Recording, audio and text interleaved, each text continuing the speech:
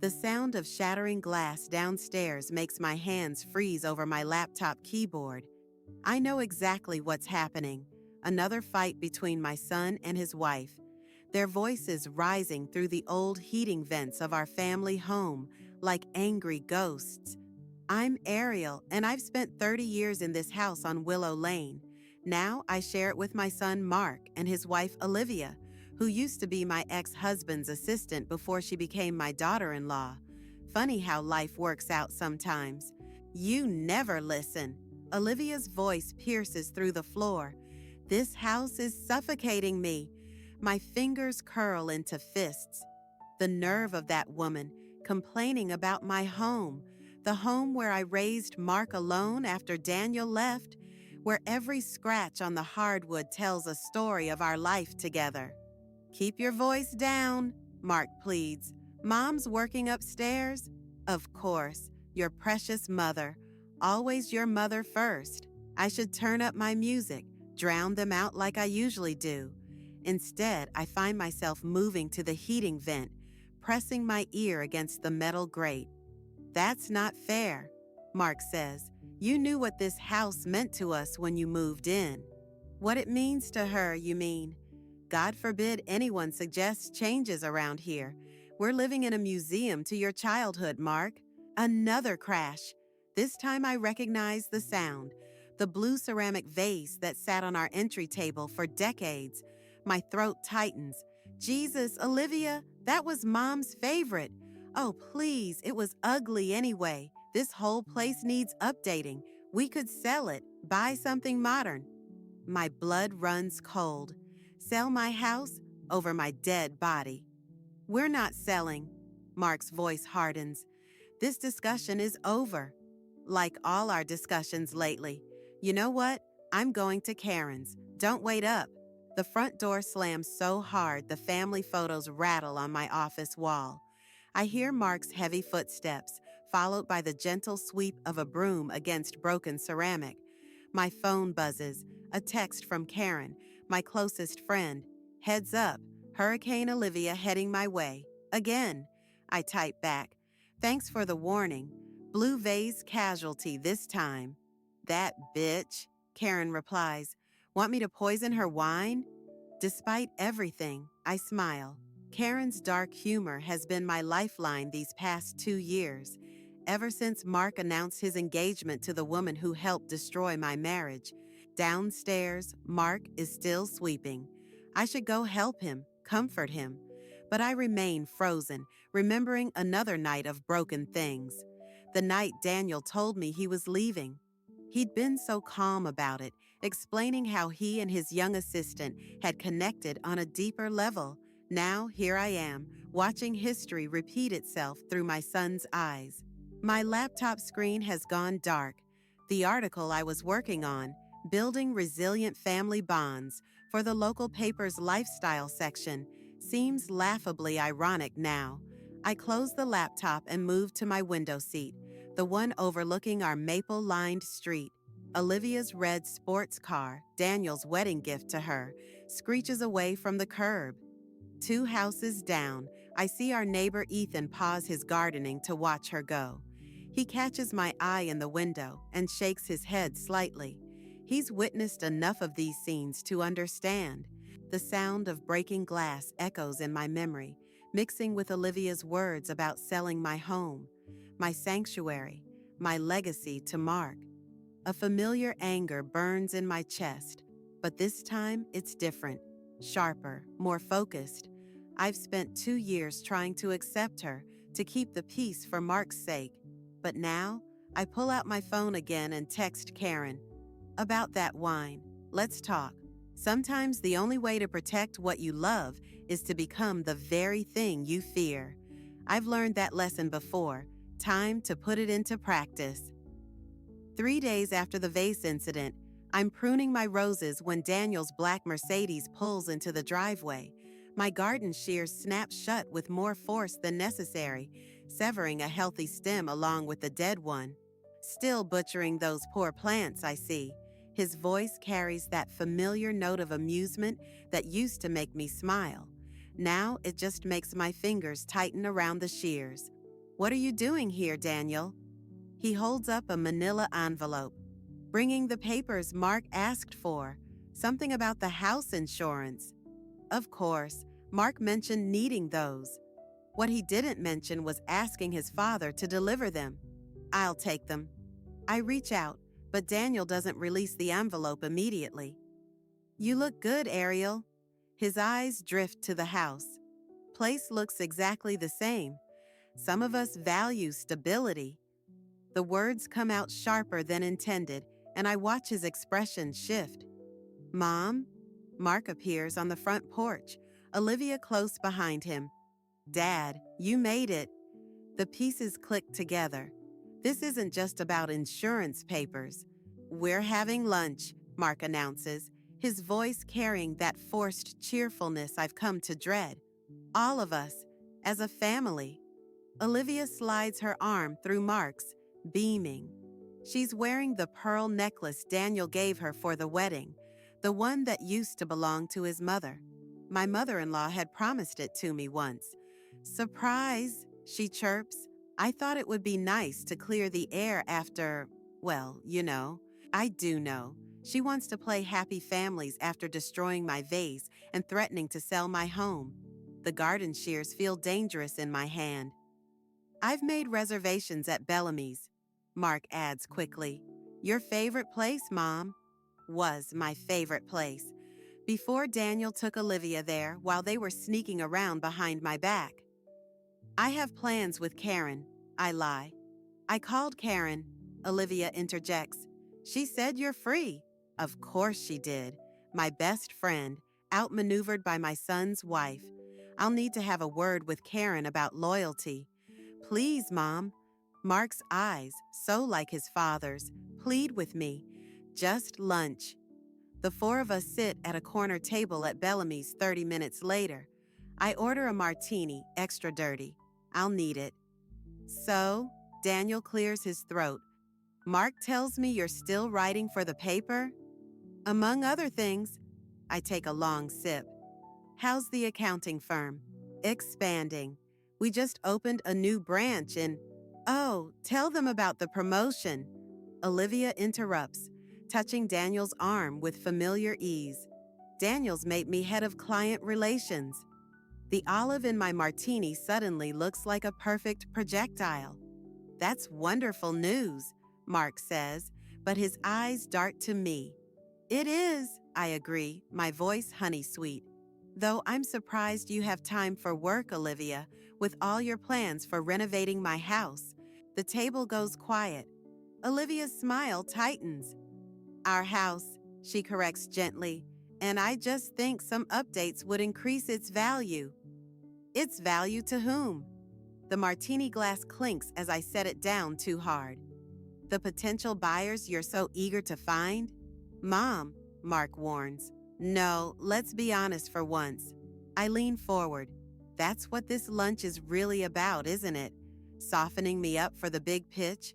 What's next? Daniel offering to be the listing agent. Daniel shifts uncomfortably. Bingo. Actually, he starts, but Olivia cuts him off. We're pregnant. The words hit like a physical blow. Mark looks as stunned as I feel.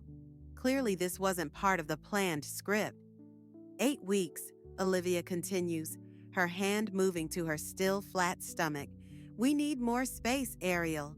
A nursery, a fresh start. My grandson or granddaughter. In my house, or rather, in whatever modern monstrosity Olivia plans to drive me from. I stand up, my chair scraping against the floor. Congratulations, excuse me. In the restaurant's elegant bathroom, I grip the marble counter and stare at my reflection. Behind me, the door opens. Olivia? I was going to tell Mark tonight, she says softly, but I thought you should know why this matters so much to me. To us. Us. Always us. The way she says it reminds me of Daniel's words years ago. Olivia and I, we're an us now. I turn to face her, and for the first time, I smile genuinely. Because now I know exactly what I need to do. You're right, I tell her. Everything needs to change. Starting with you, I add silently. The layoff notice sits on my desk like a loaded gun. After 15 years at the paper, they're restructuring. Karen texts that half the editorial department got the same email. I should feel devastated, but all I can think about is Olivia's smug face at breakfast this morning, touching her still flat stomach while discussing nursery colors. My phone rings. It's Mark. Mom, have you checked your email? Just did. I keep my voice steady. I'll be fine. That's the thing. He hesitates. Olivia got laid off too, from Dad's firm. The coincidence is too perfect. I sit up straighter. Daniel laid her off? Budget cuts, apparently. She's pretty upset. Of course she is. Her perfect plan is unraveling. The timing's terrible with the baby and everything. Mark continues. I was thinking, since you're both home now. I close my eyes. No, Mom, please, just until she finds something new. She can help around the house, keep you company. Keep me company? I laugh, but there's no humor in it. In my own home? Our home, he corrects gently, echoing Olivia's words from the restaurant. Please, Mom, for me? That's how I end up sharing my kitchen with Olivia 3 days later, watching her reorganize my cabinets while humming to herself. She's moved all my spices to different shelves, claiming it's more efficient. The cinnamon's always gone next to the nutmeg, I say, gripping my coffee mug. For 30 years. Change is good. She reaches for another shelf. Oh, what's this? She's found the old recipe box, the one with Daniel's mother's handwriting. Before I can stop her, she's opening it. These are gorgeous. We should digitize them, create a family cookbook. Put it back. She blinks at my tone. I just thought, that's the problem. You're always just thinking about how to improve things that aren't yours to improve. The recipe box trembles slightly in her hands. I'm trying to help, Ariel, to be part of this family. By taking my job, my house, my son. Your job? Her eyes narrow. What are you implying? Quite a coincidence, don't you think? Both of us losing our jobs the same week you announce your pregnancy? She sets the recipe box down carefully. You think Daniel fired me because of you? I think nothing happens by accident where you're concerned. The kitchen door swings open. Mark stands there, looking between us. Everything okay? Perfect, Olivia says, her voice wobbling. Your mother was just explaining how I orchestrated my own layoff to, what exactly? Force my way into living here? That's not what No, please. She presses a hand to her stomach. Tell Mark how I'm manipulating everyone, how I stole his father, and now I'm stealing his childhood home.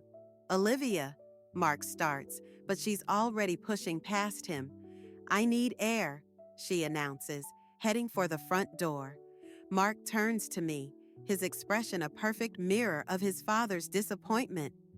Really, Mom? She's playing you, I snap, just like she played your father. She's carrying my child, and that makes her immune to criticism? The front door slams. Through the kitchen window, I watch Olivia hurry across the lawn. She stops at the sidewalk, one hand still on her stomach, the other wiping her eyes. Ethan, my neighbor, is getting his mail. He says something to Olivia, who shakes her head. Then he looks toward my window, catching my eye. His expression is unreadable. I know this is hard, Mark says quietly, but she's trying. And that's my baby she's carrying, your grandchild. Can't you at least try, too? He leaves me alone in the kitchen. The recipe box sits where Olivia left it, slightly askew. I open it, finding the card for Daniel's mother's apple pie, the one Olivia always claimed was her specialty at family gatherings. My phone buzzes.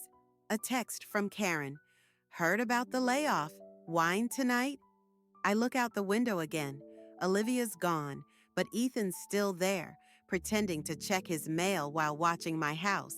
He's worked in human resources for 20 years, Maybe he'd know if layoffs at two different companies could really be coincidental. I text Karen back, rain check, have some research to do. Then I take a photo of the recipe card and send it to Mark with a simple message. Ask your wife to make this for dinner. Grandmother's special recipe. See what she says. Sometimes the truth hides in the smallest details, and I'm done being the only one who sees them. The real estate brochure falls from between Olivia's pregnancy journal, scattering glossy photos of modern homes across my bedroom floor.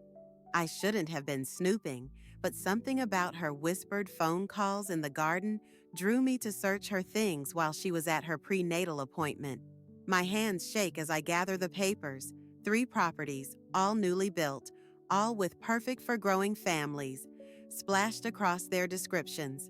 On the back of one, Olivia's handwriting, possible comps for Willow Lane listing. The front door slams downstairs. Ariel, you home? I stuff the brochures under my sweater just as Olivia appears in my doorway, glowing with that particular radiance that makes Mark look at her like she's made of gold. What are you doing in my room? Her voice stays sweet, but her eyes narrow. My room, I correct her.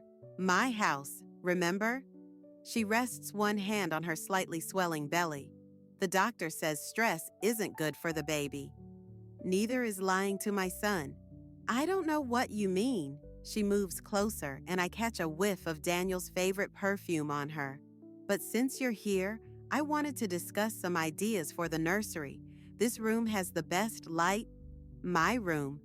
The baby needs space, Ariel. We all do. Surely you can understand that.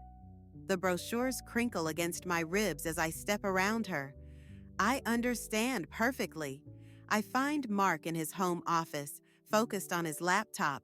He doesn't look up when I enter, probably expecting Olivia with another paint sample or nursery design. Your wife's been house hunting. That gets his attention. What? I pull out the brochures, letting them fall onto his keyboard. She's already pricing out our home's value. Mom, these could be for, read the notes on the back. He does. His face doesn't change, but his shoulders tense. I'll talk to her. Like you talked to her about the recipe? Did she ever make that pie? She wasn't feeling well. She never feels well when proof might expose her lies. Mark pushes back from his desk. Stop, just stop. You're seeing conspiracies everywhere. Because they're everywhere. First our jobs, now this. Actually, he cuts in. About that, Dad called. He's offering Olivia her position back, with a promotion. The room tilts slightly. Of course he is. What's that supposed to mean? Ask yourself why Daniel would fire her, then rehire her weeks later with better pay. Unless it was all orchestrated to force her to move in here. Or maybe, Mark's voice hardens, he recognizes her talent and wants to support his family, his grandchild. My phone buzzes, a text from Ethan. Found something interesting about those layoffs. Coffee? You're not listening to me, I tell Mark, but he's already turning back to his work. No, Mom, you're not listening to anyone but yourself. I leave him there, crossing the lawn to Ethan's house. He's waiting on his porch with 2 steaming mugs and a manila folder. Your ex-husband's firm never had layoffs, he says without preamble. I checked with industry contacts. Olivia was the only one let go. My hands curl around the hot mug. And the newspaper? That was real. But the timing? He slides a document from the folder. Daniel bought shares in the parent company 3 months ago, enough to influence board decisions. The coffee burns my throat. He orchestrated both layoffs. Looks that way? Question is, why? From across the street, I see Olivia watching us through my living room window. She lifts her hand in a small wave, almost taunting. Because she needed a reason to move in, I say, to take over, and Daniel's helping her do it. Ethan studies me carefully. What are you going to do? I think of the brochures, the recipe test, the careful manipulation of my son. I'm going to prove it, all of it. Be careful, he warns. Pregnant women make sympathetic victims. And what about mothers protecting their children? What do we make? His answer is lost in the sound of a car door. Daniel's Mercedes pulls into my driveway, and Olivia hurries out to meet him. They speak briefly, heads close together, before she glances our way again. I stand, leaving my coffee untouched. Thank you for this. Ariel. Ethan's voice stops me. Sometimes the best revenge isn't what you do to others. It's what you prevent them from doing to you.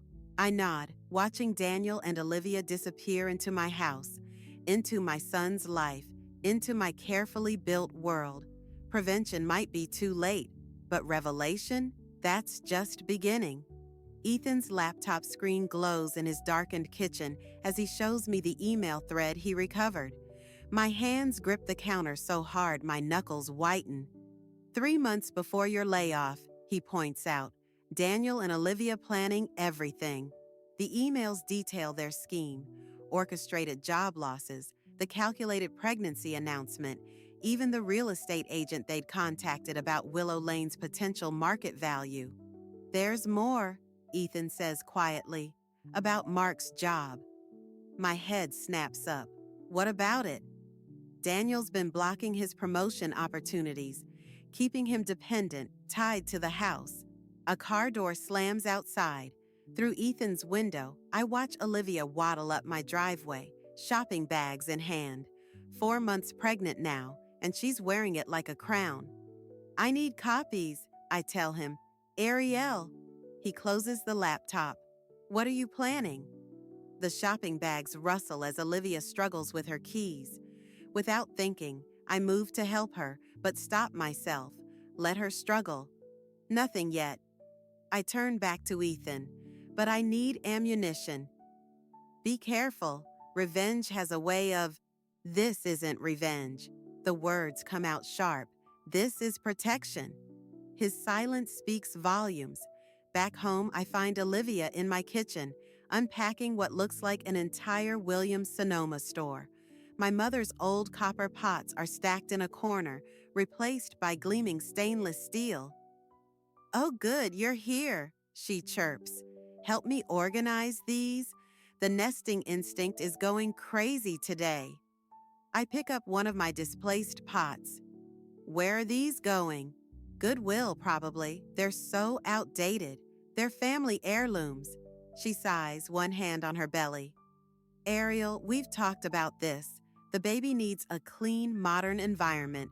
All these old things harbor dust, bacteria. The only thing harboring toxins in this house is... The front door opens. Mark's voice calls out, Mom, Liv, big news. Olivia's face lights up with practiced radiance. I set the pot down harder than necessary. Mark bursts in, waving papers. They're offering me a position in Seattle. Better pay, full benefits. Seattle? My voice sounds distant. It's perfect timing. Olivia gushes. The housing market there is amazing. We could get twice the space for what this place would sell for. The room spins slightly. I grip the counter. Mom? Mark's excitement falters. Say something. Your father knows about this offer? He recommended me for it. Mark beams. Said it's time I spread my wings. Of course he did. Get Mark out of the way. Let Olivia handle the sale. Daniel's fingerprints are all over this.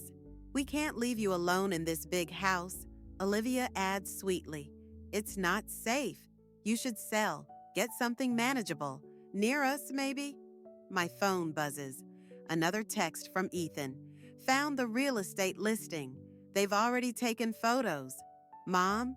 Mark touches my arm. You okay? I look at my son, Daniel's eyes, my stubborn chin, and see the boy who once promised never to leave me like his father did. Then I look at Olivia, wearing Daniel's mother's pearls while plotting to erase every trace of our family's history. I need air, I manage, pushing past them. In the garden, my roses are gone, replaced by Olivia's drought-resistant landscaping. The maple tree where Mark carved his initials, scheduled for removal next week. Every change small enough to seem reasonable, but together forming a complete erasure. My phone buzzes again. Karen this time. Girl, you need to see this. Olivia's Pinterest board, My Future Home, Seattle Edition. Your furniture's not in any of the photos. I sink onto the patio steps, surrounded by unfamiliar plants in a garden I no longer recognize. Through the kitchen window, I watch Mark hold Olivia from behind, his hands on her growing belly, while she continues unpacking her new kitchen equipment. The copper pots catch the afternoon light. 5 generations of family dinners, holidays, celebrations, reduced to goodwill donations. I pull up Ethan's email screenshots, then open my contacts. Daniel's number stares back at me. One call could expose everything: the manipulation, the scheming, the calculated destruction of my world. But would Mark believe it? Or would I become the bitter ex-wife, the difficult mother-in-law trying to sabotage his happiness? My finger hovers over Daniel's number. In the kitchen, Olivia laughs at something Mark says, her hand protectively cradling her stomach. My grandchild, the ultimate shield. I press call. Sometimes protection requires destruction, and I've learned from the best. The baby shower invitations mock me from my kitchen table, pink and gold foil, announcing a welcome baby girl celebration in my home this weekend. My home, which Olivia has transformed into something unrecognizable, all without asking. I pick up one invitation. The party date is circled in red, the same day as my wedding anniversary. Daniel would remember that. Olivia, too. My phone buzzes with Daniel's response to last night's call. Let's discuss this in person. Coming by this afternoon. The doorbell rings just as I'm pouring my second bourbon. Olivia's voice floats up from downstairs, greeting guests for what she calls a pre-shower planning committee. I don't move from my study. Let them plan their party. Let them celebrate the next generation of manipulation. Mom? Mark knocks softly. Everyone's asking for you. I'm working. He opens the door anyway, frowning at the bourbon. It's 2 in the afternoon. It's 5 o'clock somewhere. I sound like my mother. God help me. Dad's downstairs. Of course he is. The gang's all here. Downstairs, the living room has been transformed into a pink wonderland. My antique furniture is pushed against walls, replaced by rented chairs. Family photos are gone, switched out for tasteful abstracts. Olivia holds court from my favorite armchair, her hand resting on her prominent belly. Ariel, finally joining us? The room falls quiet. Karen's here, not meeting my eyes. Ethan's sister, Emma, who's apparently now Olivia's best friend. Even my old book club members, gathered around Olivia like moths to a flame. Daniel stands by the fireplace, examining the new artwork. He turns, and for a moment, I see recognition flash across his face. He remembers what used to hang there, our wedding portrait. Ladies, Olivia announces, would you excuse us? Family meeting. The guests file out, leaving whispers in their wake. Karen squeezes my hand as she passes, slipping something into my palm, a flash drive. I thought we should discuss the Seattle move, Olivia says once we're alone. As a family, there's nothing to discuss. I grip the flash drive. This is my home. Our home, Mark corrects automatically. Actually, Daniel steps forward. That's what I came to discuss. The deed is in my name. Was in your name, he says quietly. Check the records. It was transferred to Mark last month. The room tilts. That's impossible. I never signed. You did. Olivia's voice is gentle. Remember that insurance paperwork? For the renovation permits? My legs give out. I sink onto the couch, remembering the stack of documents Mark brought home. I'd trusted him, signed without reading. It's for the best, Daniel says. You're not getting younger, Ariel. Seattle has excellent retirement communities. Get out. My voice shakes. Mom, all of you, get out of my house. It's not your house anymore. Olivia's mask slips just for a moment. And this isn't your family anymore either. The sooner you accept that. Accept what?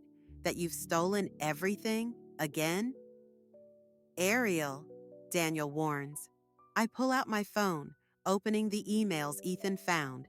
Should we discuss what everyone's been accepting? The orchestrated layoffs? The blocked promotions? The real estate listings from months ago? Mark stiffens. What's she talking about? She's confused, Olivia says quickly. Emotional. You know how she gets.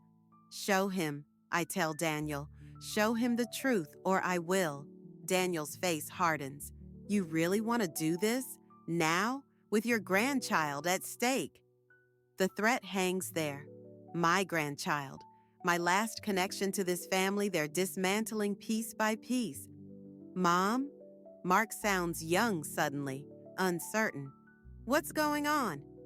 I look at my son, really look at him. See the boy who needed protection, who's become a man being manipulated by the people who should love him most. My finger hovers over the email forward button. One click and everything explodes. The truth about Daniel and Olivia's scheme. The carefully orchestrated destruction of my life. The betrayal that goes deeper than anyone suspects. But Mark's hand rests on Olivia's belly.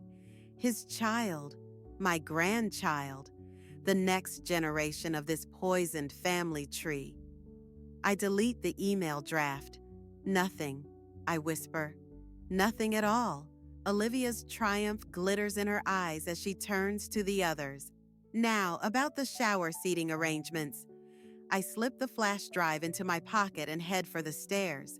Behind me, they continue planning the celebration of new life in my stolen home, while I climb toward my shrinking sanctuary, tasting ashes and bourbon and defeat. The flash drive Karen gave me contains more than emails. There are photos, dozens of them. Olivia with Daniel dated long before their supposed affair began. Bank statements showing joint accounts opened years ago. And most damning, documentation of their plan to manipulate Mark's career, my layoff, everything.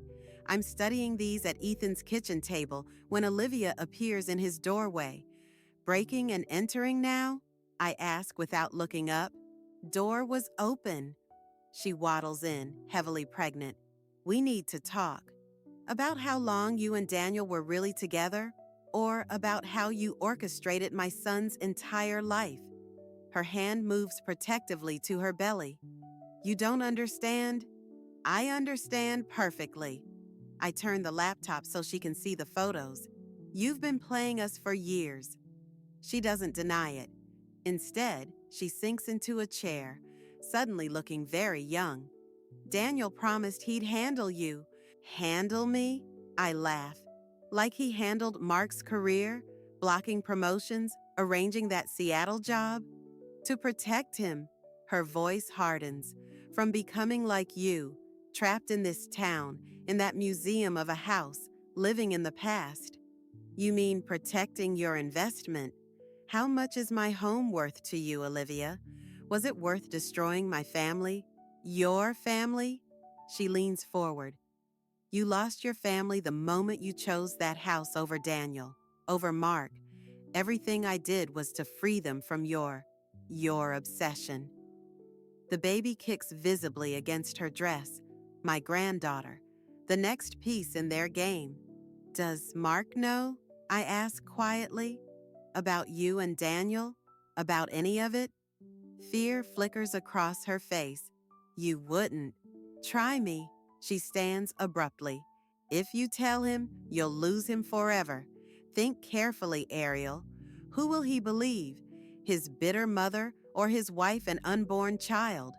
The truth has evidence. The truth? She laughs. The truth is you're alone. No job, no husband, and soon no house. Even Karen's chosen my side. Face it, Ariel. You've lost. My phone buzzes. A text from Mark. Where are you? Dad's here with the real estate agent. That's my cue. Olivia moves toward the door. Coming, I follow her across our adjoining lawns. Through my living room window, I see Daniel with a woman in a business suit. Mark hovers nearby, looking uncertain. Last chance, Olivia murmurs. Accept the retirement community. Stay quiet. You can still be part of your granddaughter's life. I stop at my front steps. You know what your mistake was, Olivia? Enlighten me. Thinking I needed to be handled, I push past her into my house, where Daniel is mid-sentence with the agent. Just needs some modernizing, but the bones are, get out. My voice carries years of stored rage. Mom, please, Mark starts. Show him, I tell Daniel. Show our son what you've been hiding, or I will. Daniel's face darkens. Ariel, think about what you're doing. I have. I turn to Mark. Your father and Olivia have been together for years. Before the affair, before the divorce, they've been manipulating your life, your career, everything. She's lying, Olivia says quickly. The pregnancy hormones. I pull out my phone, opening the files. Bank statements, photos, emails, everything. Mark takes the phone slowly. I watch his face as he scrolls. Confusion, disbelief, devastation. Mark, honey. Olivia reaches for him. He jerks away. How long? Son. Daniel steps forward. How long? The silence stretches. Finally, Olivia whispers, 5 years. Mark's hand shakes. Before college graduation? Before you helped me get my job? We wanted to help you, Daniel says, guide you toward a better life. By lying, manipulating, Mark's voice breaks. My whole life is a setup? The baby. Olivia touches her stomach. Is she even mine? The room freezes. Olivia's face goes white. And there it is, the question nobody wanted to ask. The final piece of their carefully constructed facade. Mark looks at his father, at his wife, at the life they built on lies. Then he hands me back my phone and walks out the front door. Mark, Olivia moves to follow. Let him go, I say quietly. For once in his life, let him choose his own path. The real estate agent slips out awkwardly. Daniel stares at the space where our son stood. Olivia sinks onto my couch, tears streaming. Sometimes revenge isn't about winning. It's about revealing the truth and letting the pieces fall where they may. I head upstairs to pack, leaving them with the wreckage of their perfect plan. Behind me, Olivia's sobs echo through my not quite lost home. The DNA test results sit unopened on my kitchen table while I make tea in my mother's old copper pot. Outside, the maple tree Mark tried to save still stands, its leaves turning gold in the October light. The front door opens. Mark's footsteps, then a pause at the kitchen threshold. You kept the pots, he says. Some things are worth keeping. I pour 2 cups. How's the new job? Different. He sits across from me, eyes on the envelope. Is that? I slide it toward him. Your choice. His hands shake slightly as he breaks the seal. I watch his face as he reads, remembering the day he first rode his bike under that maple tree, the day he graduated, the day he brought Olivia home. All those moments that seemed pure once, now tainted by manipulation. Well, he says finally, guess I'm not moving to Seattle after all. The test results flutter to the floor. Neither of us moves to pick them up. Have you heard from them? I ask. Dad's in Europe. Olivia's with her sister in Phoenix. He traces the rim of his teacup. The baby's due next month. Not his baby. Not my grandchild. Another lie in a house full of ghosts. I signed the house back over to you, he says. The lawyer has the paperwork. Mark, I never wanted it. That was their plan, not mine. He meets my eyes. I'm sorry I didn't see it sooner. Through the window, I spot Ethan in his garden, pretending not to watch us. Karen's car drives by slowly, then continues down Willow Lane. the neighborhood holding its breath, waiting to see how our drama ends. I found something else, Mark continues. In Dad's office after everything, letters from Mom, your mother, to him before he left, warning him about Olivia. My hand's still on the teapot. What? She knew.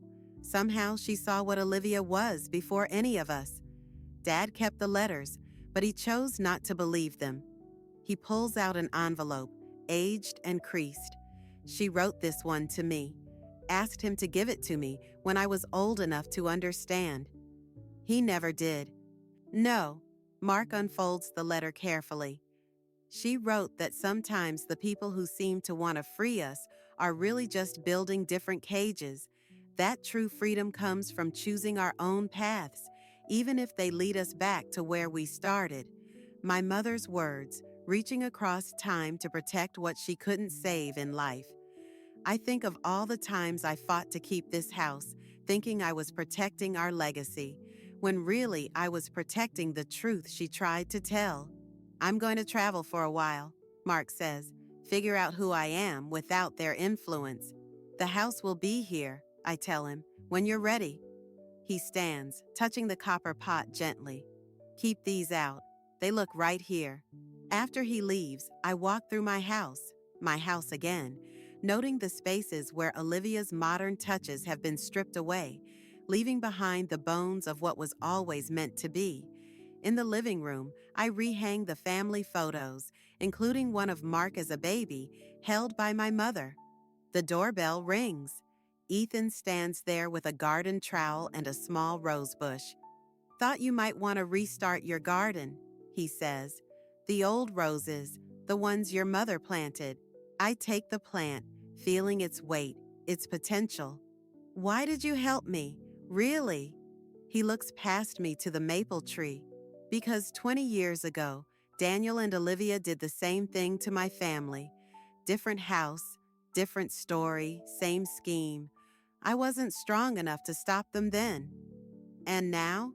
Now they'll think twice before trying again. He hands me the trowel.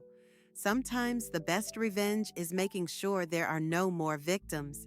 I plant the rose under my mother's maple tree, where it will either grow or die on its own terms. Inside, the copper pots gleam in the afternoon light, ready for new memories, untainted by manipulation. The DNA results lie forgotten on the kitchen floor.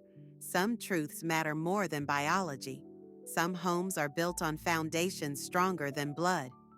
I pick up my phone and delete the last photos of Olivia from my gallery. Let Phoenix keep her. My house remembers who it belongs to, and so do I.